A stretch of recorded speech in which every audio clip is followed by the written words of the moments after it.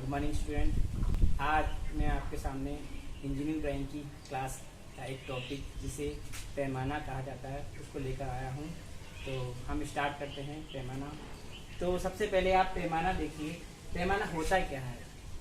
पैमाना अगर यहाँ पे मैं परिभाषित करूँ तो पैमाना वह युक्ति है जिसके माध्यम से वस्तु की वास्तविक लंबाई तथा ड्राइंग शीट पर वस्तु की लंबाई के बीच संबंध स्थापित किया जाता है। ठीक है, तो सिंपल लैंग्वेज में कहा जाए कि वह युक्ति जिसके माध्यम से वस्तु की वास्तविक लंबाई तथा ड्राइंग शीट पर वस्तु की लंबाई के बीच संबंध स्थापित किया जाता है।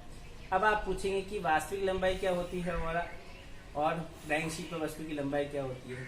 तो वास्तविक लंबाई वह लंबाई होती है जो कि हमें दृश्य रूप में दिखाई देती है।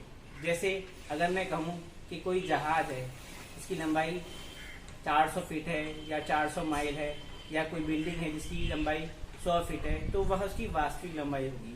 तथा ड्राइंग शीट पर ली गई लंबाई वह लंबाई होती है जो कि मैं उसे परिवर्तित या किसी निश्चित अनुपात में परिवर्तित कर प्राप्त करता हूँ। जैसे अगर मैं 100 फीट जो बिल्डिंग की लंबाई थी उसको मैं परिवर्तित करूँ तो उसको मैं 100 फीट को इक्विवेलेंट मानूंगा 10 मीटर के। ठीक है, तो इसमें 100 फीट जो हुई वह उसकी वास्तविक लंबाई हुई तथा 10 मीटर उसकी ड्राइंग शीट पर ली गई लंबाई होगी।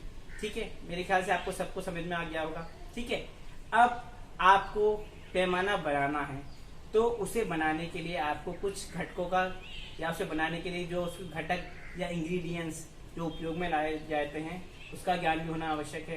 तो देखिए, पैमाना बनाने के लिए कोई भी पैमाना बनाना हो उसके लिए बनाने के लिए निम्नलिखित घटक प्रयोग में लाए जाते हैं। सबसे पहला है अधिकतम लंबाई, जिसे मैक्सिमम लेंथ भी कहा जाता है। शॉर्ट फॉर्म में उसे ml कहते हैं।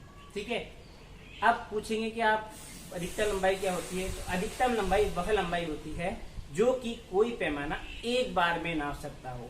जैसे आप दैनिक जीवन में उपयोग में लाते हैं, जैसे 1 फुट का स्केल एक बार में 1 फुट नाप सकता है या 30 सेंटीमीटर नाप सकता है, या आधा फुट का स्केल आधा फुट नाप सकता है या 15 सेंटीमीटर नाप सकता है। तो आधा फुट स्केल की अधिकतम लंबाई आधा फुट हुई तथा 1 फुट स्केल की अधिकतम लंबाई 1 फुट हुई। ठीक है, तो ये अधिकतम लंबाई कहलाई जाएगी। दूसरा है आपका निरूपक बिंदु, जो कि बहुत ही महत्वपूर्ण है किसी भी पैमाना बनाने के लिए। तो इसे निरूपक बिंदु को रिप्रेजेंटेटिव फ्रैक्शन कहा जाता है, शॉर्ट में RF कहा जाता है। यह एक अनुपात है। अब अनुपात किस चीज का है वह देखिए, यह अनुपात है ड्राइंग शीट पर ली गई लंबाई तथा वस्तु की वास्तविक लंबाई। जैसे कि मैं अभी ऊपर बता चुका हूँ कि ड्राइंग शीट पर ली गई लंबाई क्या होती है और वस्तु की वास्तविक लंबाई क्या होती है। इसे इंग्लिश में कहा जाए तो length of object on sheet को कहा जाएगा ड्राइंग शीट पर ली गई लंबाई तथा वस्तु की वास्तविक लंबाई को कहा जाएगा एक्चुअल लेंथ ऑफ ऑब्जेक्ट। ठीक है, तो ये इनका अनुपात होता है। यह जनरली अगर हम उपयोग में लाएं तो वह 1 से कम होता है। वैसे भिन्न भिन्न प्रकार के स्केलों के लिए अलग अलग होता है, जो कि मैं आपको आगे की क्लासों में बताऊंगा। तीसरा जो इम्पोर्टेंट घटक होता है वह लेंथ ऑफ स्केल। ठीक है, जो कि वह स्केल की वास्तविक लंबाई जो कि हम ड्राइंग शीट पर उतारना चाहते हैं वह होती है। यह एकमात्र स्केल बनाने के लिए गणना का पार्ट होता है, जो कि एक गुणनफल है। गुणनफल किस चीज का? RF तथा ml का।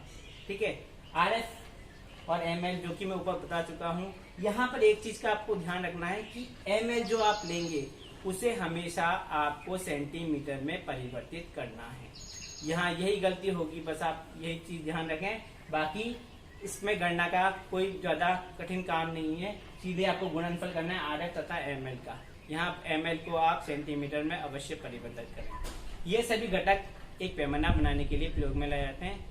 आगे की क्लासों में आपको मैं बताऊंगा कि किस प्रकार से एक पैमाने को बनाया जाता है इन घटकों का प्रयोग करके। ठीक है।